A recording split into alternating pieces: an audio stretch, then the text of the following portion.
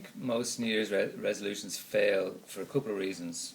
Um, for starters, I think the most New Year resolutions are kind of conscious-driven goals, like I must go to the gym, or lose some weight, or must make some money this year, or whatever. And they're all fine, those goals, but they're not really goals that are kind of primal goals. And I think that's one of the reasons that goals fail, or typical goals made at the start of the year fail. So the second reason, I think, is that whilst it's easy to pick a goal, it's more, not so much more difficult, but the process of setting the goal is a little bit more complex, shall we say. There's a number of different ways of approaching it. But we've all heard of this kind of so-called SMART goal setting technique, which in my view isn't that smart at all, really. It's fine for kind of project management, but if you actually want to set a goal for the year, there's really a bit of an art form, or a bit of a quasi-science to that. Well, I think, whether it comes to sports, business, relationships, whatever, then it's not, they normally function better when there's a goal and everyone's moving towards a common goal. And I suppose the same principle applies to your own life, So as far as you know, we only have one life, and I think it's better off to set goals and at least give yourself the best possible chance of living the life that you want, rather than a life that sometimes you can kind of drift into. And they say that expectations precede outcomes. So if you can kind of expect something to happen and actually believe that's going to happen, you have a better chance of it happening. So personally speaking, I think it makes a lot of sense to try and live your own life rather than a life that's potentially prescribed to you by the world around you and society, etc. So I think I think to live a more fulfilled life, you probably will do so if you kind of figure out a few goals that are pretty important to you and work out a way of achieving them. Okay, the best way to set goals, I think, is to first of all hit the pause button in life and just take that time out. Why is that? Because when you do that, you begin to kind of get in touch with your inner self a bit more, and you're more likely to set goals that are truer for you and for your life. If you don't do that, you'll probably end up picking a random set of goals that are oftentimes based on what you think you should be doing rather than what you want to be doing. So that's the first thing I'd say. A second thing I'd say is, apart from thinking about it, it's really important to actually document your thinking. So you actually, essentially, it just means writing stuff down. Now there's various different, worksheets and stuff that we would utilise to help people kind of draw out the overarching goals, if you want, for their life and for their business this year, and then actually drilling it down, chunking it down a bit more into kind of quarterly goals and all that kind of stuff.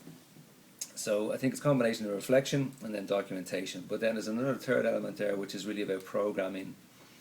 And what we're talking about here, it sounds a bit woo-woo, but it's quite basic. And every sportsman, every business guy, everyone who's successful in their life, every rock star, everyone you probably idolise at some level does this, and probably at a very big level, whether they know it or not. And that is essentially programming your unconscious mind, which sounds crazy, but basically it means actually overriding conscious thought, finding ways of bringing up your goal big inside your mind, using all the representation systems, getting it in there so that when you actually wake up in the morning, it's your conscious drives, or sorry, your unconscious mind driving your everyday conscious activity.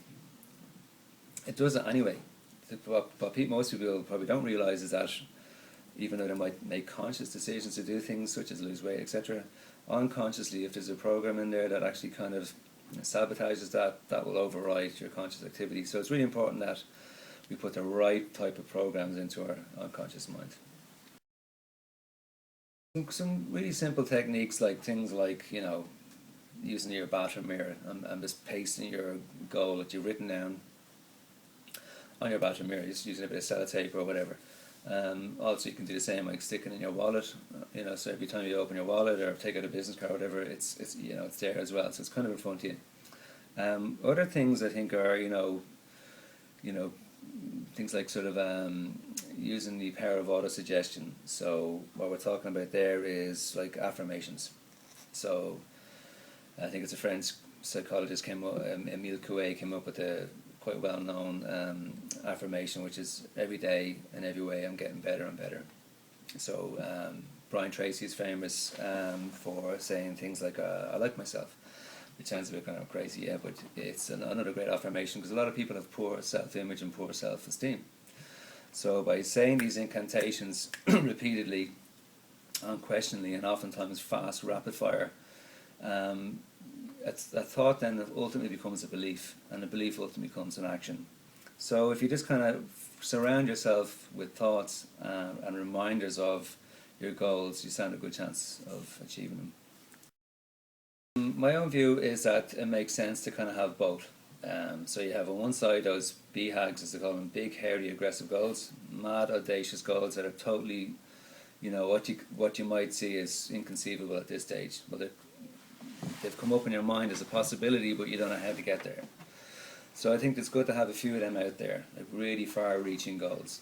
But at the same time, so that you're not too hard on yourself, that you pick along, a number of practical, achievable goals that are either going to, bring your life forward in some way, whether it's earning more money or getting in better shape or, eating healthier, all those kind of practical things. I think it's good to have both running side by side. So on one level you have the satisfaction of ticking those boxes on the practical side, but also you're really excited and motivated by an overarching, really big goal.